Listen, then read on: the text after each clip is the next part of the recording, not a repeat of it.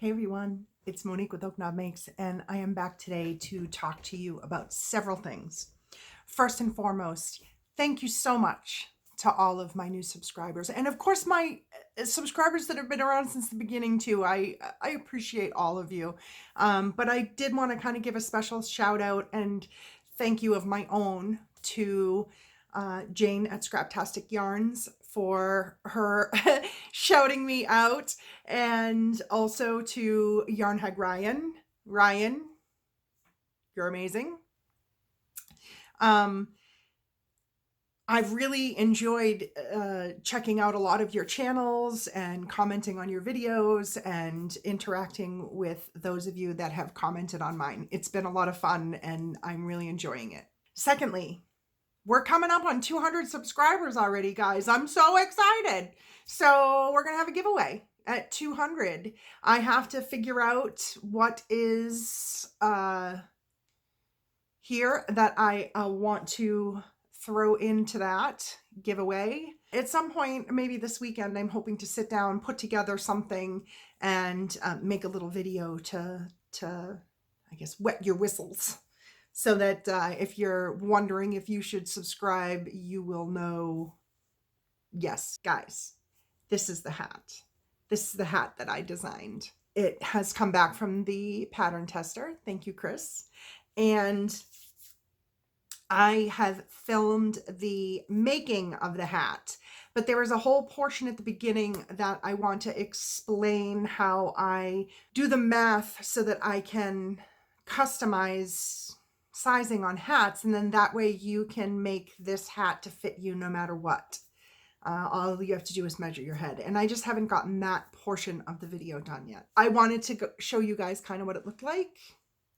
I made this one as kind of a tighter beanie. This is going to be a hat that you can customize completely. You can have it be longer and slouchier. You can do it in lighter yarn, heavier yarn, because you're going to make this hat based off the measurements of your head. I hope that you guys are looking forward to it. Let me actually take it off. This is what it looks like.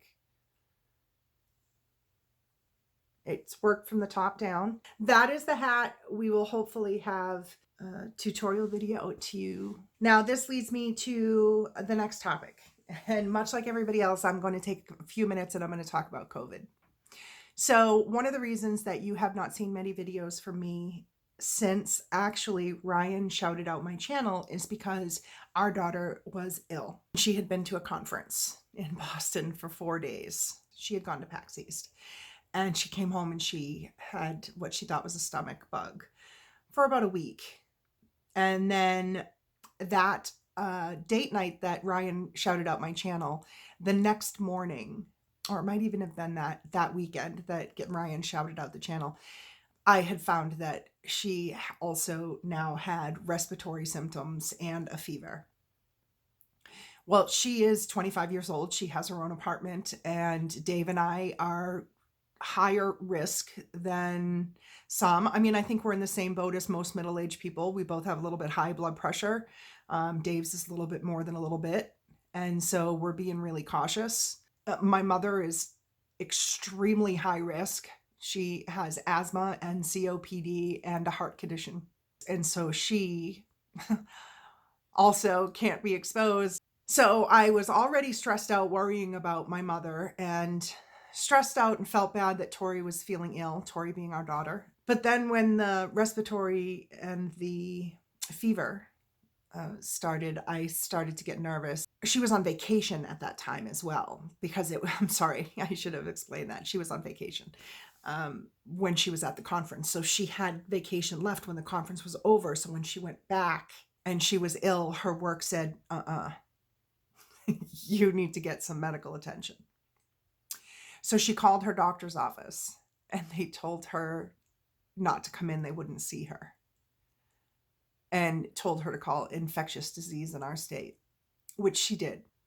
And she left a message, and then they got back to her after her second phone call and leaving a message. And a nurse asked her, said that there were no associated cases with PAX East. So what was her issue? And she explained, my work is my issue. and the state told her to go to her doctor and get a regular flu test. So she called her regular doctor, and they again told her, do not come here. We will not test you, period. So at this point, can't go to work and make a living. She has no time off. She just took her vacation.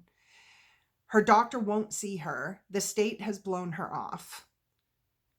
So I suggested she contact our congressperson, and she did. And their office wanted her to contact the Department of Labor because of who her employer is. And I'm not going to say who it is.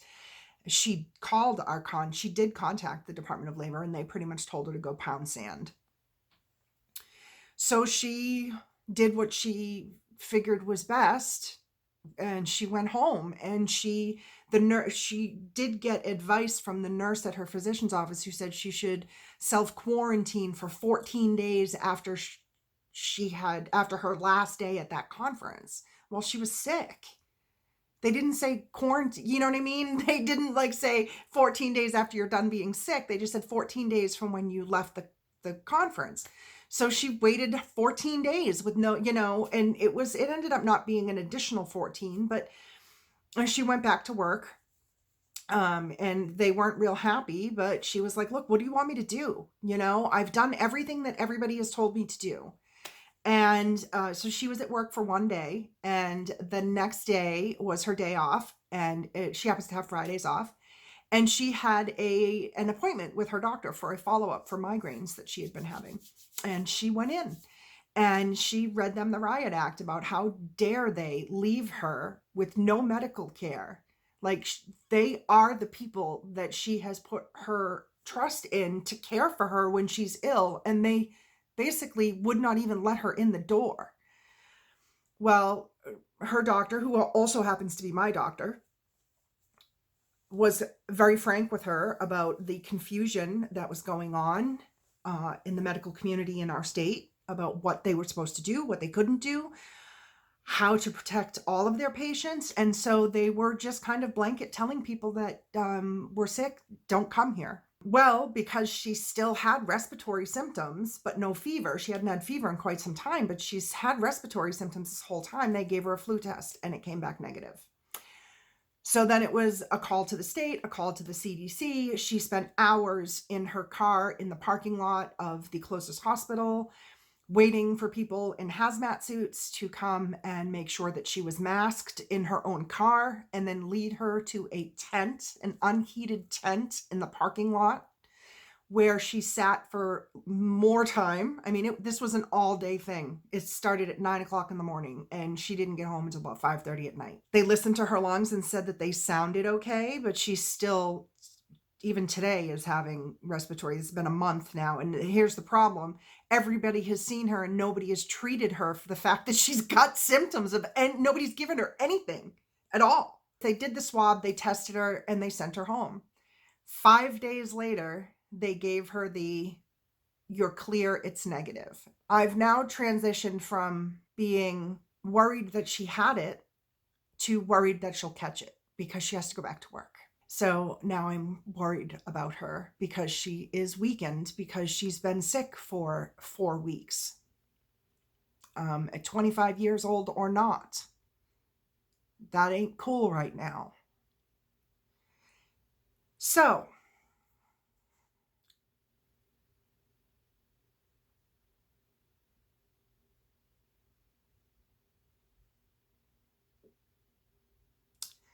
needless to say, it's been rough.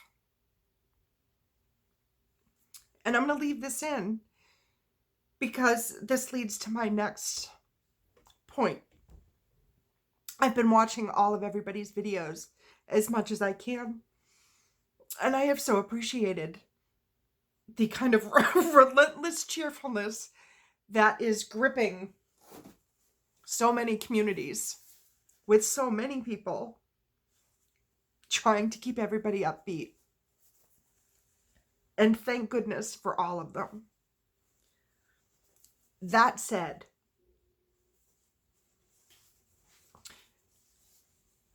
anybody that has ever dealt with depression or anxiety or mental health issues knows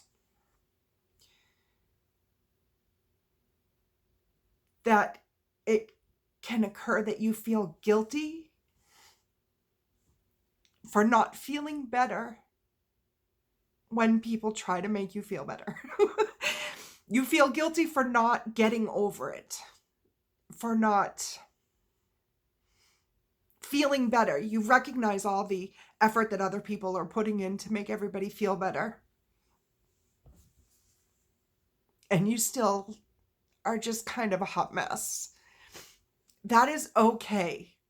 I'm going to be the person that's going to tell you right now that it is okay to not be okay right now. There's no shame in it. These are scary ass times. Oh, and just let me interject here. I know that there are so many different people in the crafting and crochet and sewing and quilting communities. And I know that we all have different preferences. I try very hard to keep my swearing to a minimum on the channel. And for those of you that it bothers, I apologize. Really, I do. But if you knew what I sound like when I'm not on camera, you would be shocked that I managed to not basically drop F-bombs every other word. Like, I swear like a sailor. I'm from, like, for all intents and purposes, right outside Boston, guys. Like, I'm parking the car in the Harvard Yard. And we are not the most gentle of language folks. So I do my best. And there are going to be times that I'm going to say a naughty word here or there. I will try to keep it to a minimum, but I am who I am, and they are going to sneak out. So if you can't deal with that, I completely understand. I hope that you are able to stay and ignore the occasional. But if you can't, I get that too. And that is what is so great about the fact that there are so many great crafting channels, because there is always something for everybody. And if I'm not for you, I get that. But if I am and you can not mind, then, I'm super happy to have you. So I just wanted to address that. I've had some comments, and I do hear you. I do. And I will do my best, but I'm not going to make promises I can't keep. So I'm just going to be real with you. And that's something that hopefully people who watch my channel appreciate about my channel, is that I am a real person. This really is who I am. Here is who I am. So with the exception of, I actually have better language here. I am feeling a little bit better here in regards to the fact that I at least feel like if my doctor calls, or my daughter calls her doctor and says, hey, I'm still having respiratory problems, that at least they'll see her and she won't be completely ignored.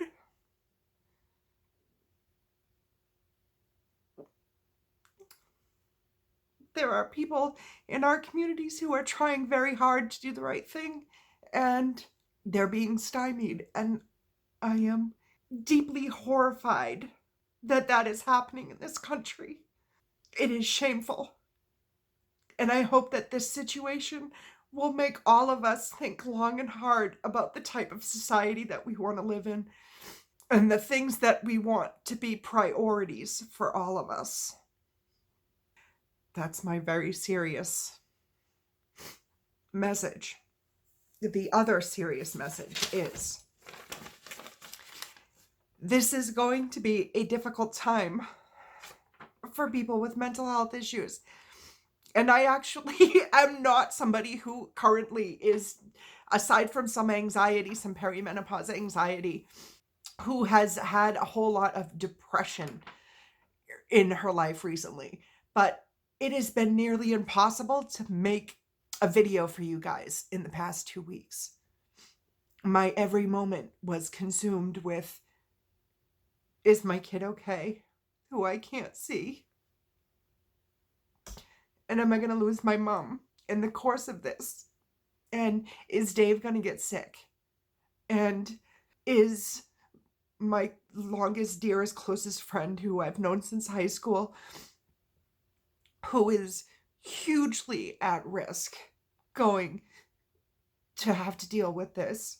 And some of us are thinking big picture and thinking, how many of us are going to be on the other side of this? How many of us are going to continue to exist?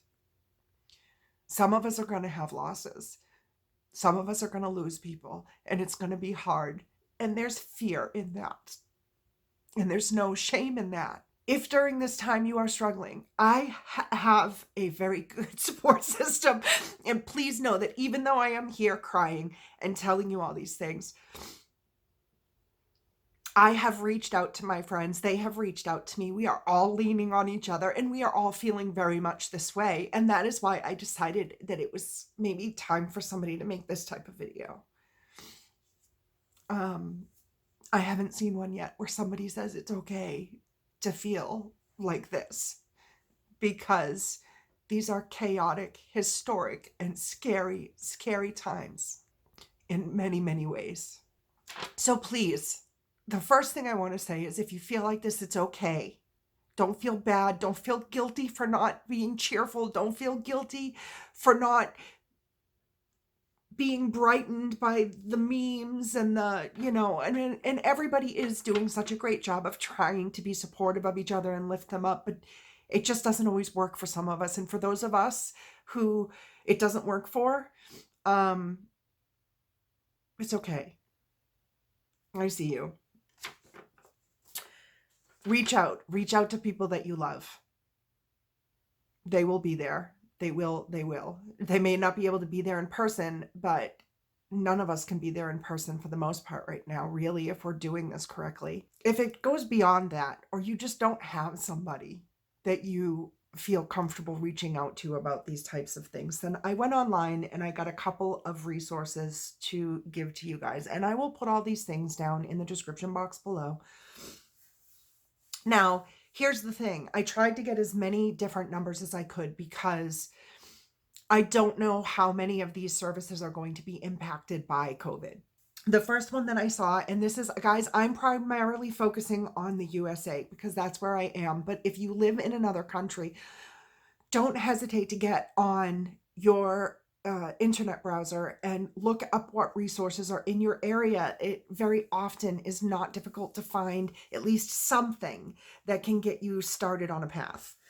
So the first thing I want to say is that you can go to Mental Health America.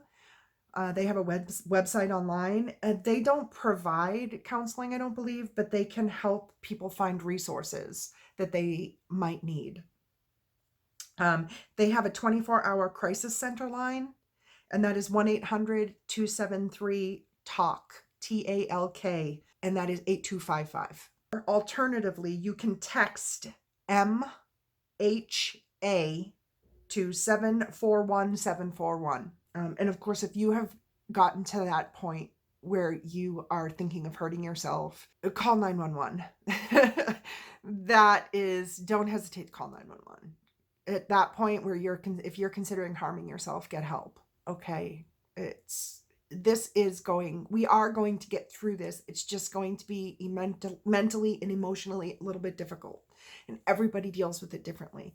Don't feel shame. Alternatively, if you don't want to call 911, you can call suicide prevention at 1-800-273-8255. If you are deaf or hard of hearing, you can call 1-800-799-4889. For Veterans Crisis Line, you can call 1-800-273-8255. Alternatively, you can text to 838-255. There was no specific thing to text. I think you would just text and say maybe help, or what your issue is, or that you need assistance, or what have you, however you want to phrase it, and text it to 838-255. There also is the SAMHSA Disaster Distress Helpline. SAMHSA Disaster Distress Helpline, and that number is 1-800-985-5990. Alternatively, you can text Talk With Us to 66746.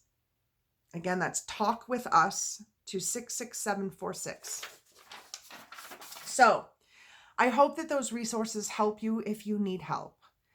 If you just need somebody to tell you that it is okay to have yourself a serious cry and pity party and to be a little scared and a little jumpy and a little bit feeling like you're not handling it okay, then I'm telling you that, because this is some hardcore shit. To sum up, you guys are awesome. I have enjoyed meeting new people this couple weeks. I've tried really hard to respond to all of your comments. More is coming. I'm kind of working my way through this kind of initial shock and just being stunned by the speed with which all of this happened. I think there are places in the country that are still not at the level of chaos that I'm seeing in my area. I live in New Hampshire. I'm about an hour north of Boston. And if you're familiar with people in New England, we give directions in time, not distance, which is why I just told you I'm an hour north of Boston instead of how many miles I am north of Boston. You know, our schools are shut down. A lot of people are working from home. Our particular state has actually opened up unemployment benefits for everybody affected by this, as well as self-employed people, which I think is fantastic because they need it too. I'm so relieved to see some of my friends who are self-employed and live really lean be able to access that so that they could put their health before their pocket. That's the way it has to be right now. I know that all utilities, like they cannot shut your utilities off. You cannot be evicted. Your house cannot be foreclosed on right now in my state. There are a lot of stores that are opening from, I think, like 5:30 in the morning till like 7 or 7:30 for the elderly or those that are highly at risk so that they have less congestion in the store. Nobody can get toilet paper anywhere unless they happen to basically stumble on somebody stocking the shelves. Dave has figured out how many days worth of toilet paper we have, and for right now we're good. We had 72 eggs. Yeah, there were so many eggs because of our chickens. I actually gave my daughter 2 dozen eggs today to help. There's rumor, and that's the thing. This has been very difficult because you don't know what's rumor necessarily. You're not 100% sure what's accurate, what's not accurate, but there are some grumblings in my state that there is the possibility that we are going to be told to shelter in place. So there's been a few moments of panic of, do we have enough? And I can't imagine what it's like for people that are less financially secure than we are, that certainly know that they do not have enough if it comes to that.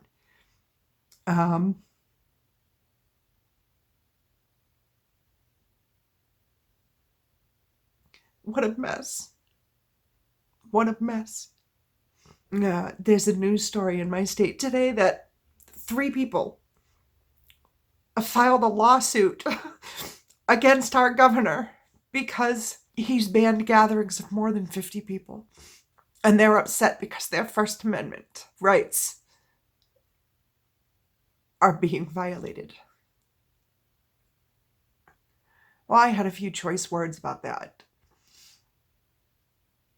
And I was promptly called an unhinged moonbat with a demented ideology.